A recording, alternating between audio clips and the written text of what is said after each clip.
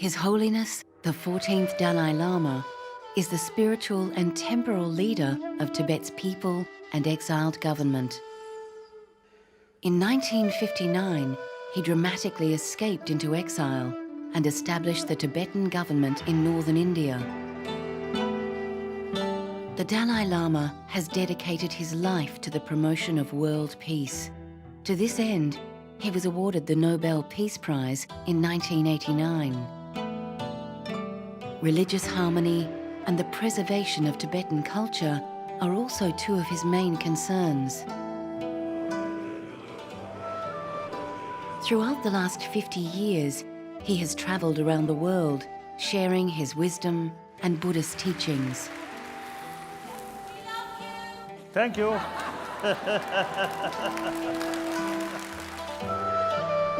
There are few souls in history which have had such a positive influence on our world. No person alive today can rival his simple and profound message of love and compassion.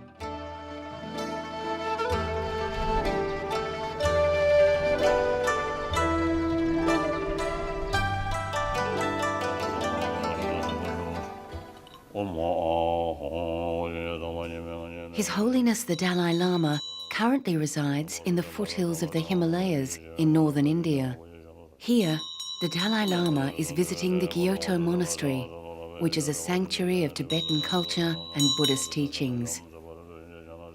The life of a Kyoto monk is a life of practicing loving kindness and compassion for the benefit of all. The monks do this by the practice of the tantric arts, including harmonic chanting.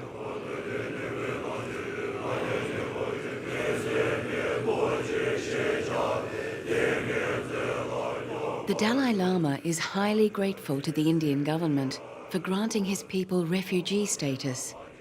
Now, last nearly 50 years, the field where government of India can do, they extend maximum help.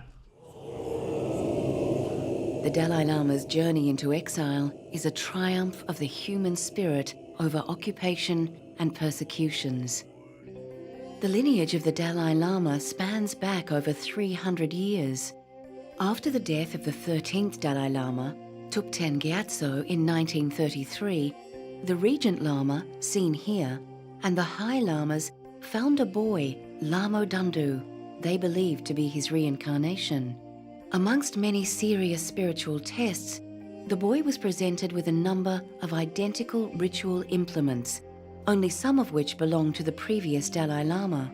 The boy recognized these implements, passed all the examinations, and was declared the 14th Dalai Lama, Tenzin Gyatso. In 1940, he was taken to the Potala Palace, where he was officially installed as the spiritual leader of Tibet. At age 6, His Holiness began his monastic education and training. By 1950, Tibet was under the heavy influence of the Chinese military. At the age of 16, His Holiness was called upon to become the head of state of the Tibetan people. On the 10th of March 1959, General Chiang Chu-wu, the Chinese military commander in Lhasa, extended a seemingly innocent invitation to the Tibetan leader to attend a theatrical show by a Chinese dance troupe. When the invitation was repeated with new conditions, that no Tibetan soldiers or bodyguards were allowed to accompany His Holiness, an acute anxiety befell the Lhasa populace. Tens of thousands of Tibetans gathered around the home of the Dalai Lama at Norbuglinka Palace, determined not to let His Holiness attend the show alone. Disguised as a common Tibetan soldier, the Dalai Lama, along with a small escort, passed through the crowd and headed south to the Indian border. Within hours, the Chinese army had invaded the palace with tremendous force. Shapachoze Lobsang Tenzin Rinpoche, the former abbot of the Kyoto Monastery, recounts the horrific events that unfolded on that horrendous day.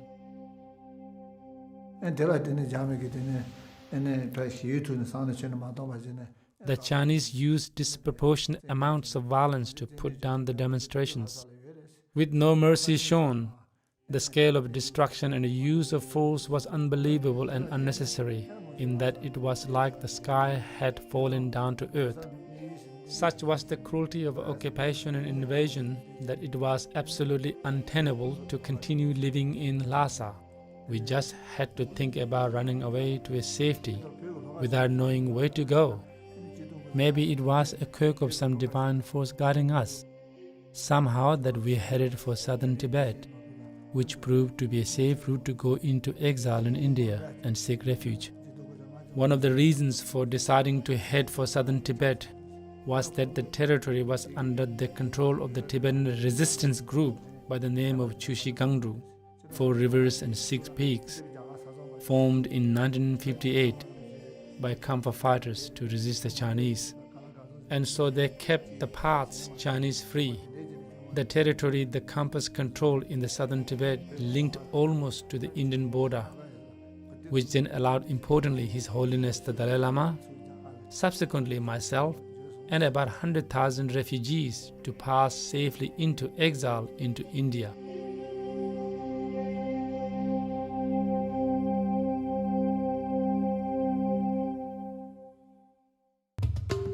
Three weeks after leaving Lhasa, the Dalai Lama and his entourage reached the Indian border. From there, they were escorted by Indian guards to Bomdila. His Holiness met with the Indian Prime Minister Pandit Nehru, who had already agreed to provide asylum for the Tibetan refugees. Most of the Tibetan refugees were moved to road camps in the hills of northern India. In 1960, His Holiness the Dalai Lama took residence in Dharamsala. In 2005, the Dalai Lama opened the new Kyoto monastery in Dharamsala. Only about 60 Kyoto monks escaped to India to be with the Dalai Lama. Today's monastic community in Dharamsala has grown to a population of over 500 monks. Thanks to the continued support of the Indian government and generous donations from Tibetan foundations around the world, the Kyoto monastery has managed to nurture and preserve the ancient rituals and traditions of Tibet's rich history.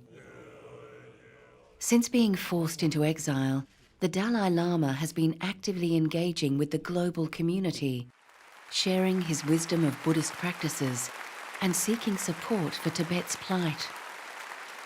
In 2008, he took to the stage of the Royal Albert Hall in London. Not sort of going to meditate in silence. Don't worry that. Now nearly half century and remain as a homeless, and generation change, but still our people keep Tibetan spirit from older generation to younger generation. So that's our original aim. As soon as we become refugee, I think a culture of peace, culture of compassion. Now, because of this light, this is necessary.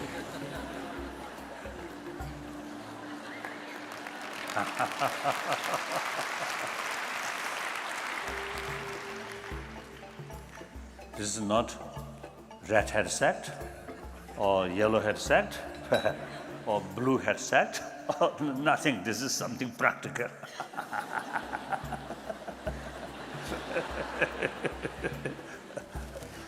My day starts 3:30 every morning. So then at least 4 hours some meditation. One portion of my meditation is visualize those individuals who take ruthless sort of decision. So visualize these things and then take their anger, hatred, suspicion, and give them compassion, spirit of forgiveness, patience, like that. looks silly, just imagination, no actual effect. But the practitioner's emotional level, immense benefit. But the person who carried these wrongdoing, that actually really deserve our compassion, our sense of concern, because they are wrongdoing. So from the Buddhist viewpoint, they have to face consequences. So there's more reason to feel concern about the troublemaker rather than victims.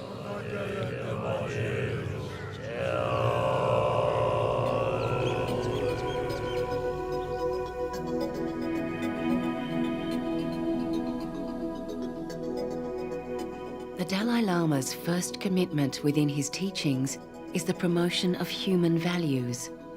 These human values include compassion, forgiveness, tolerance, contentment, and self-discipline. All human beings are the same. We all want happiness and do not want suffering. Even people who do not believe in religion recognize the importance of these human values in making their lives happier. His Holiness refers to these human values as secular ethics. He remains committed to talking about the importance of these human values and shares them with everyone he meets. What is human value? Money? Oh yes, very important. Sometimes I jokingly was telling the Buddhist audience, particularly Tibetan, we usually used to recite one Tibetan special sort of mantra, that is Om Mani Padme Hum. So we recite, sometimes we a little bit of hurry, then we recite Om Mani Padme Hum, Om Mani Padme Hum, then Om Mani, Om Mani, Om Mani, Om Mani, Mani. So that sounds, looks like money, money, money, money, money, like that.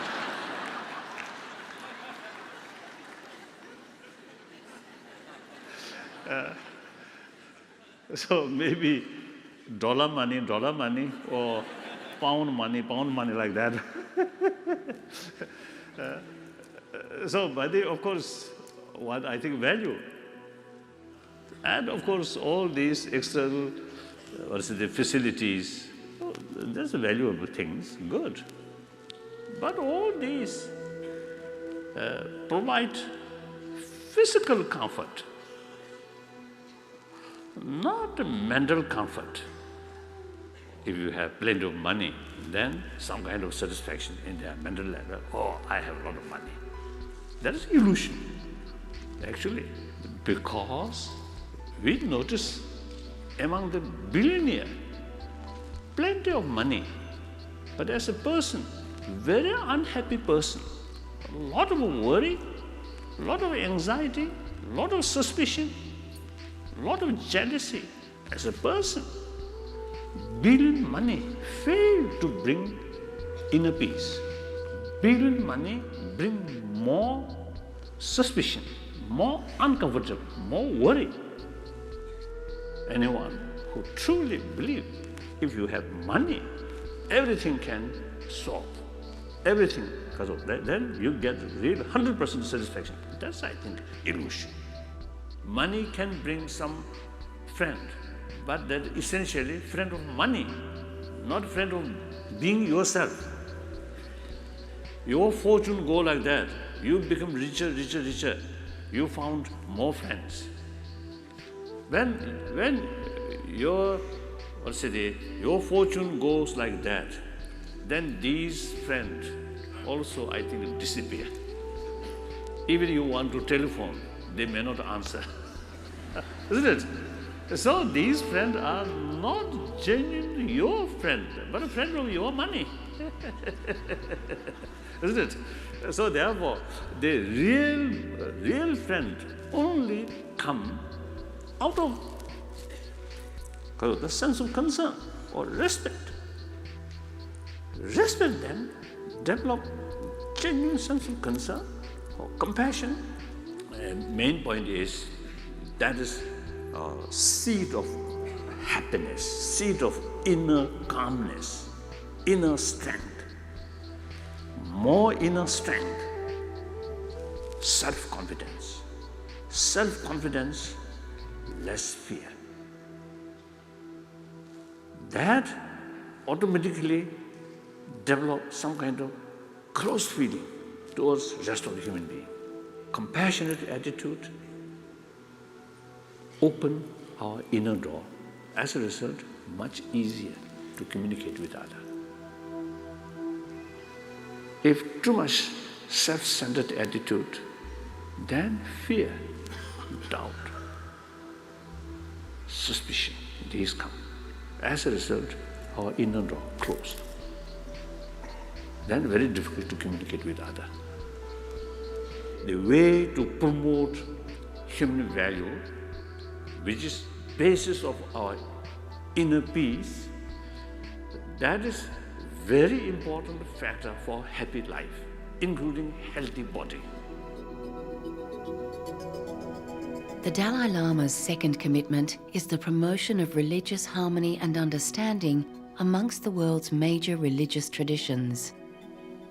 Despite philosophical differences, all major world religions have the same potential to create good human beings. It is therefore important for all religious traditions to respect one another and recognize the value of each other's respective traditions. As far as one truth, one religion is concerned, this is relevant on an individual level. However, for the community at large, several truths and several religions are necessary. Promotion of religious harmony, if you have sense of global responsibility, every human being, including non-believer, even those people who criticize religion, who anti-religion, they also human brothers and sisters. So once we develop that, then of course those people who have different religious faith, no problem. It is their right. So actually all religious tradition, all major religious tradition, you see, carry message of love and sense of brotherhood, sisterhood. So different approach. Some say there's God. God created all these things. So true sense, brothers, sisters. And some say law of causality. Again, good experience come from love, respect other. Bad result come through harming other. You get negative consequences. So same aim, same meaning, different approach. Therefore, there is no obstacle to bring genuine harmony among the different traditions. Now here may be useful, make distinction, faith and respect. Faith towards one's own religion, respect to all religions.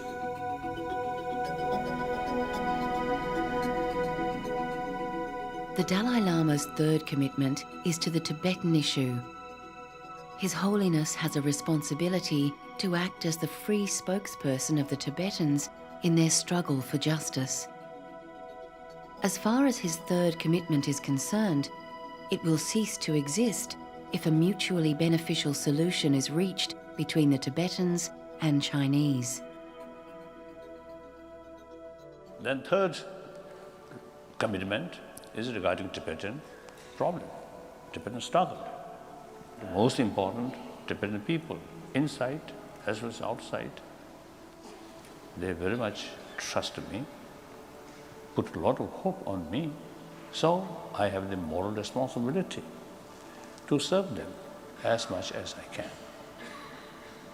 Of course, my ability, my knowledge, my experience in various fields, very limited. But whatever way, that is my moral responsibility to serve them. But there will be time limit. I already something like semi-retired position, because since 2001 we already have elected political leadership. So my position something like senior advisor. Most cases, political leadership listen my view, but sometimes it doesn't. It's good. And also, you see, my part, some of his policy, I have some reservation, but I always remain quiet. So we are sincerely practicing democracy. A priority for the Dalai Lama is the continuation of the lineage of knowledge for the Tibetan people. The Kyoto Monastery in Dharamsala has kept the traditions alive, along with Tibetan centres and support groups around the world. Now new generations, I think second generation, and in some cases third generations, now already there. So not only in India, but even in Canada, in America, in Switzerland, now these second generation, third generations, now they very in the spirit of being Tibetan, with Tibetan culture. I think past 50 years experience quite encouraging. And meantime, we also, you see, establish our school. Boys often as young as 6 years of age join the monastery.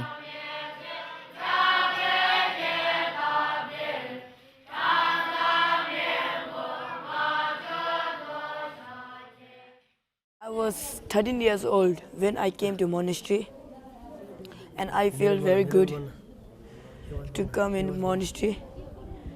And I came with my own self in monastery. I told my mother I want to go to become a Lama. For that I came here.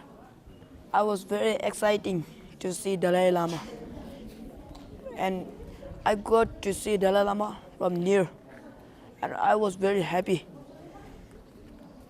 And you know, Dalai Lama is very big Lama. And why he is Lama?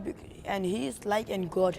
Whenever he dies, and he is coming again to earth, and he's making the peace higher and higher. And he's very good for peace, and he is our Lama, very big Lama.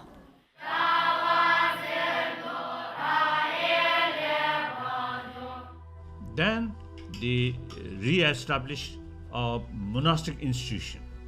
And also, you see, we establish in nunnery the quality of Buddhist study, same standard of those monasteries sort of through centuries enjoy. So this is something new. Now we, India, now I think more than 40 years, you see, we establish serious study in the nunnery. So now already highest Kishik degree already in the nunnery.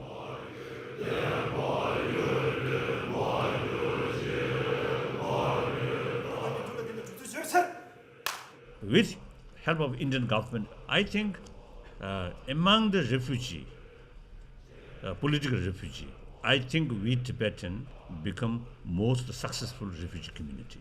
So it is very good. You see, this so far, you see, these really doing very well.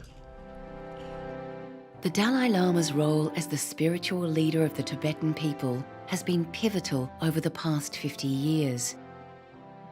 But his role as leader of the Tibetan government in exile has been more challenging.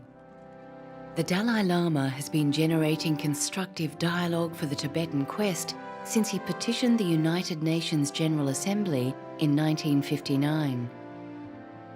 He won the support of countries such as Malaysia and Ireland, which insisted the UN must act on the Tibetan problem.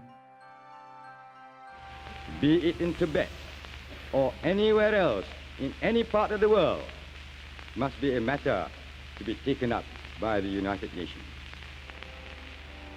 Can it seriously be claimed that a country like Tibet, which has become almost legendary by reason of its separateness from the rest of the world, and which has all the marks of a distinct national personality, belongs essentially within the domestic jurisdiction of another country? The General Assembly agreed to adopt 3 resolutions. These resolutions included that China would respect the human rights of Tibetans and their desire for self-determination. the United Nations resolutions were not implemented by China.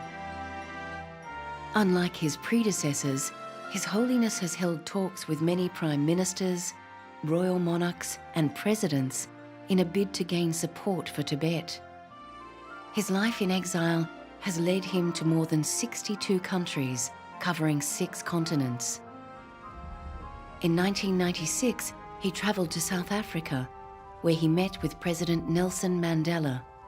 I pray and I wish, all your hard work, can succeed. And not only benefit for people in this country, but also, I think, for humanity, I think you can be a very good example. It has not been an easy journey. The Chinese government has a lot of influence on the global political arena and regularly pressures world leaders not to meet with the Dalai Lama. Sorry, you said this is not a political visit, but had Gordon Brown invited you to Downing Street, would you have accepted the invitation? No reason to refuse. The Dalai Lama also enjoyed numerous meetings with President George Bush. Between George Bush and me, we have, one common thing, that is the promotion of democracy. More recently, he has presented his case to governments around the world, including the UK Foreign Affairs Select Committee. I think the world knows we are not seeking independence. So sometimes I jokingly telling people, we both sides have some mantra or recitation. I recite one recitation, that is, we are not seeking independence, we are not seeking independence. That is my recitation.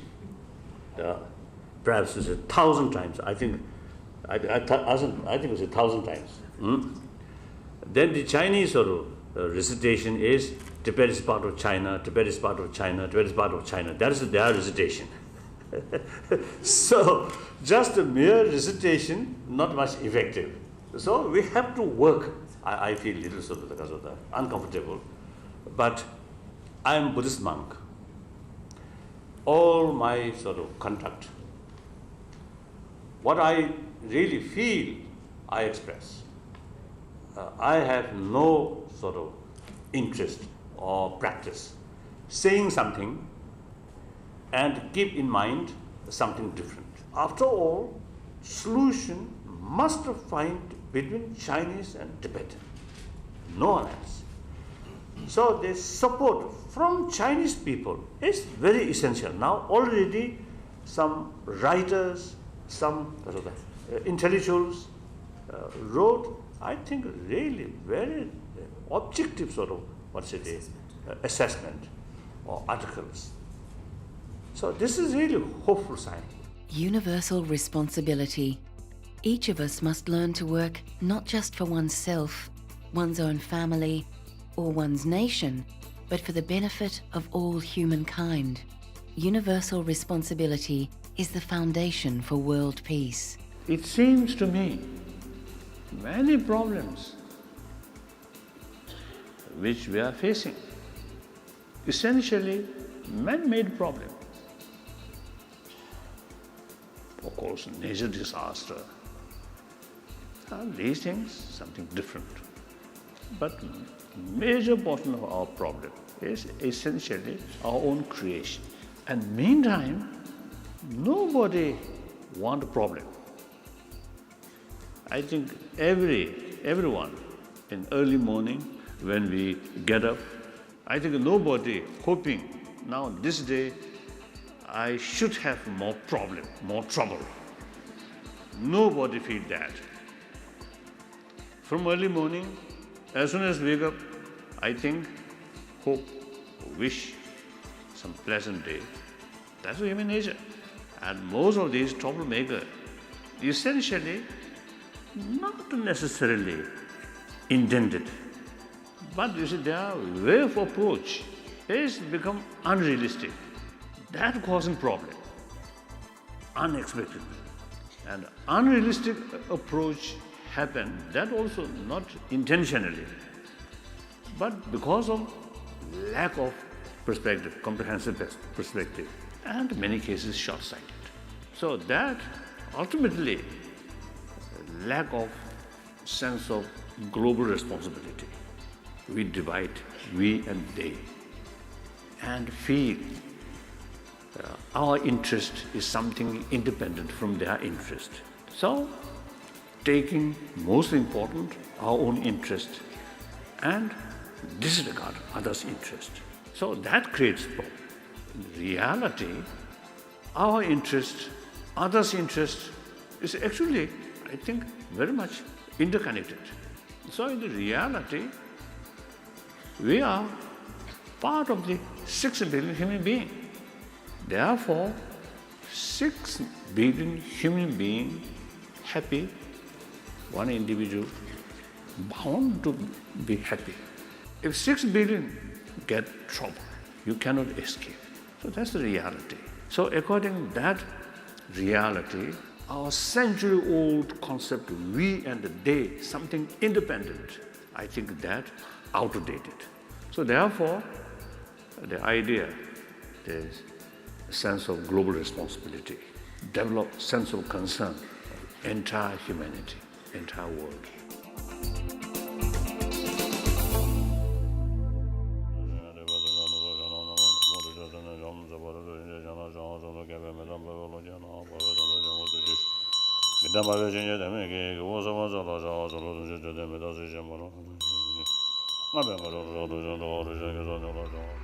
Throughout his spiritual and political career, the Dalai Lama has received numerous awards and honors, including the Congressional Medal.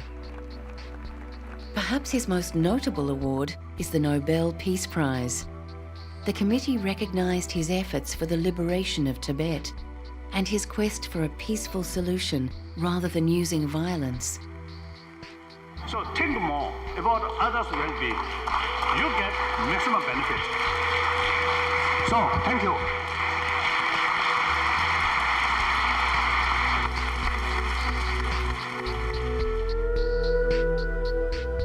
Throughout his travels, His Holiness has spoken to many public audiences and touched the hearts of millions around the world. You know, he just celebrated his 70th birthday, so he won't be around forever. So, you know, these are tremendous opportunities to be in the midst of greatness. He's the embodiment of all the Buddha's compassion. So when he comes, you experience that. And it's very important because, you know, then one feels inspired to share that same thing.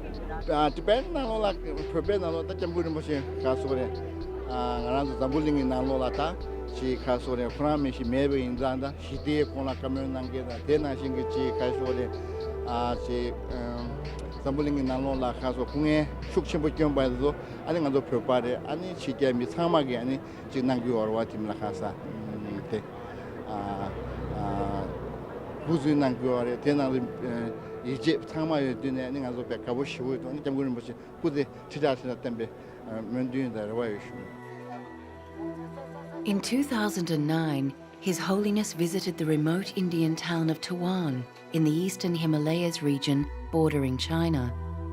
The close proximity of this visit to Tibet concerned the Chinese government greatly. The local populace practice Tibetan Buddhism and speak a tongue similar to Tibetan. We were very skeptical whether his visit would be possible or not, because the decisions are taken at the higher authority, at the central level. The government of India takes the decision. Otherwise, we were longing to have him here at any cost. So we all public of Tawang are very, very happy, and he's God, and we feel that God has arrived at our place, and we are very, very, very happy.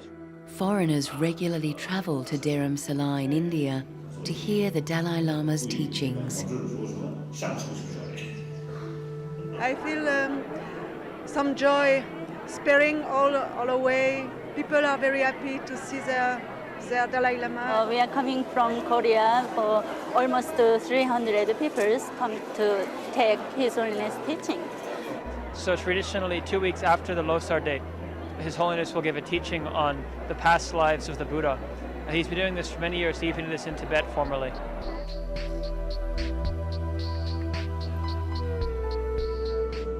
It's little wonder that in these times of global conflict, that people of all cultures and religions desire to hear the wisdom of His Holiness.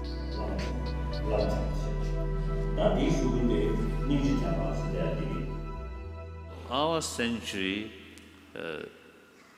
whether we like it or not, become like century of bloodshed, century of war, century of violence. Now those problems which our generation started, now let's solve these, our younger generation.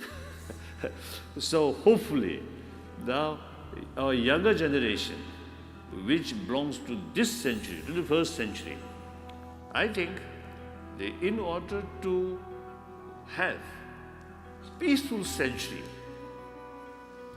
the peace does not mean no longer any conflict among humanity. Conflict bound to happen. So in order to keep peace, in spite of this conflict, the only realistic method is spirit of dialogue. Respect others' right, understand their viewpoint, then in the sense of brotherhood, sisterhood, and try to solve in the spirit of reconciliation and compromise. So I often use it share with people, now let us try to create this century should be century of dialogue. Then I think the real possibility of peace.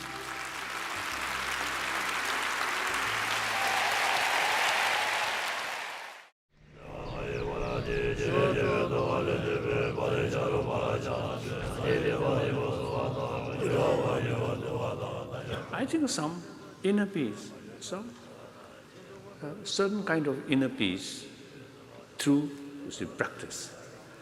So here now this is one example. In order to keep inner peace, compassion really makes differences. Very important. Because self-centered sort of person, very sort of cherishing oneself, only oneself. So the reflection of that feeling, they use the word I like that. So that word, nothing wrong. But the real attitude here, just think oneself. So think only oneself, then even tiny problem appears unbearable. If your attitude, think others' well-being, then when others is infinite. So think more about others' well-being, your mind open, widened. Then your own problem appears not significant, insignificant. Same problem, same tragedy can be much different how you see it. This angle, you can see something very bad. From this angle, oh, okay. That often, you see, happen. Therefore, the compassionate attitude really widened. So one's own problem, then not much sort of seriousness. So that, I think, makes differences, our inner peace. The way to promote human value, which is basis of our inner peace, that is very important factor for happy life, including healthy body. Some scientists actually, you see, told me, anger, hatred, fear, actually eating our immune system. Compassion, increasing or strengthening our immune system. So therefore, health viewpoint and peace of mind, in both cases, warm-heartedness is key factor.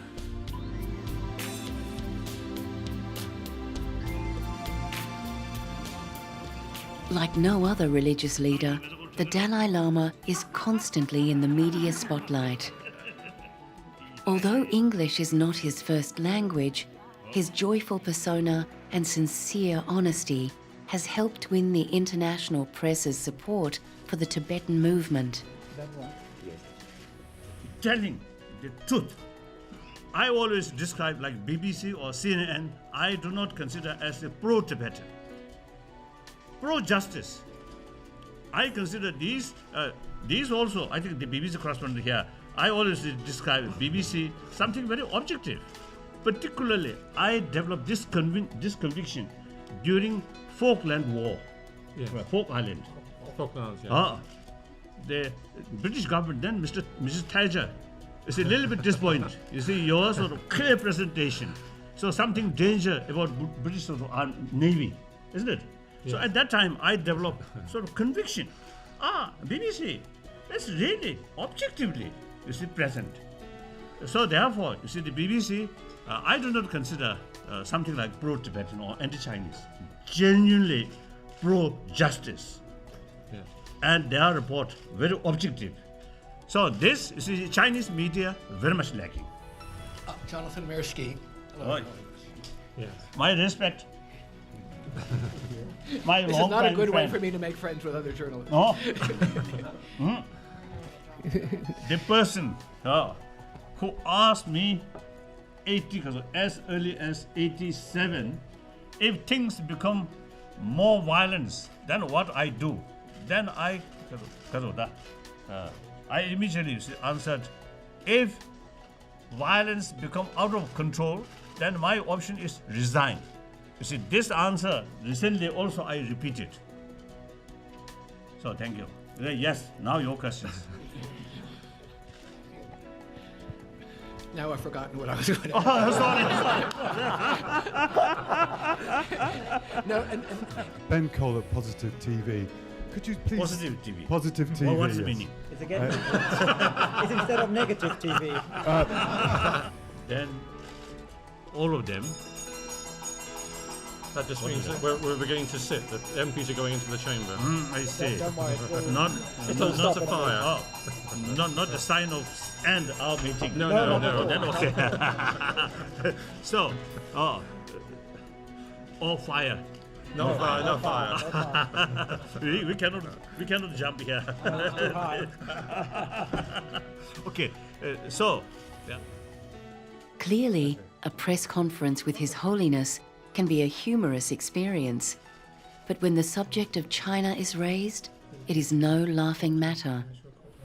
I'm Li Peng from China News Service. You just mentioned human rights. Do you think situation of human rights in Tibet is better or worse at the moment than previous period before 1959? Worsened.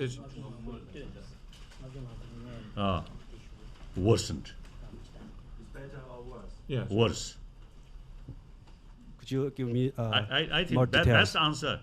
You should go to Tibet and ask. Then you get answer.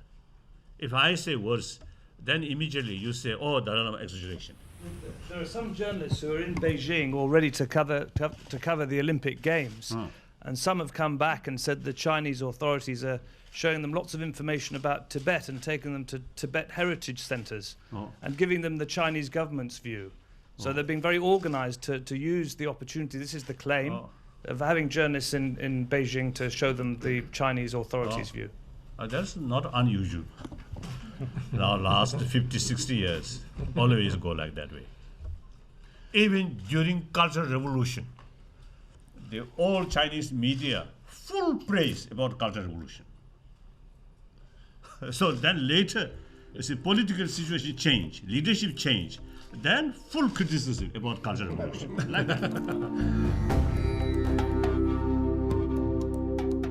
The Dalai Lama shared some of his insights regarding the struggles of dealing with the Chinese government at the Royal Albert Hall. One Tibetan monk I know very well before 1959. He spent 18 years in Chinese Gulag. So this monk then used to join the Dharamsala. One day we casual talk. And then he told me, during 18 years in Chinese Gulag, he faced few occasions some danger. Then I thought, danger on his life, maybe. And I asked, what kind of danger? And his answer is, danger of losing compassion towards Chinese. So that kind of sort of attitude. But recently, the Chinese government seems to pay more attention about the Tibetan problem. So, and also I think because of the worldwide sort of clear signal about your concern, I think that this definitely impacts in the leaders of Chinese government. So please continue your sort of expression of solidarity, expression of your concern, really helpful. And then wherever you find sort of opportunity, talk with Chinese brothers, sisters, then talk, educate. Because some of the Chinese, they have no fuller information about the reality. So sometimes they really got the feeling we Tibetans are anti-Chinese. This is absolutely not.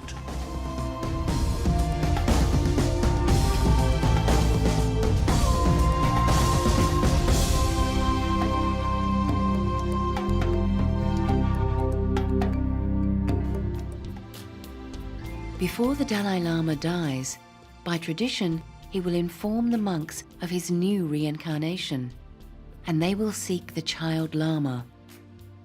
But Tibetans fear China will dictate who is the successor to His Holiness as a way of extending their control over Tibet. This was demonstrated by China's removal of the Tibetan Panchen Lama and installing their own.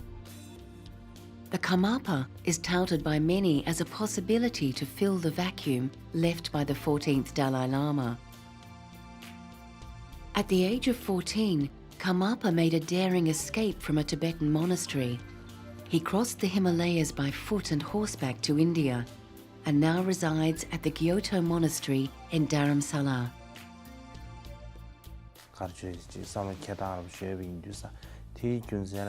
I definitely feel I can be the bridge between the two, the old Tibetans and the youth of today.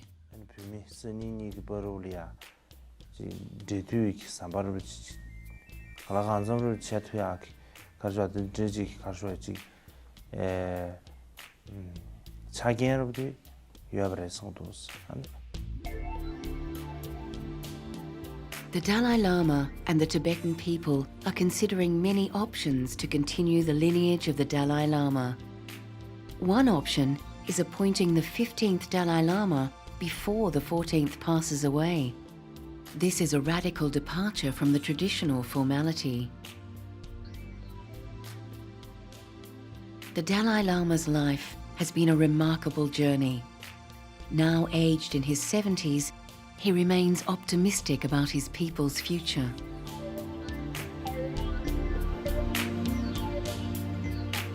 Now hopefully the Chinese leadership should use more common sense rather than emotion.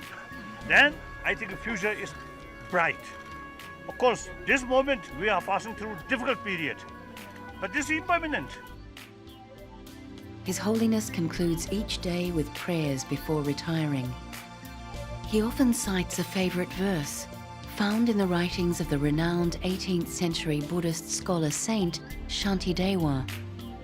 For as long as space endures, and for as long as living beings remain, until then, may I too abide to dispel the misery of the world.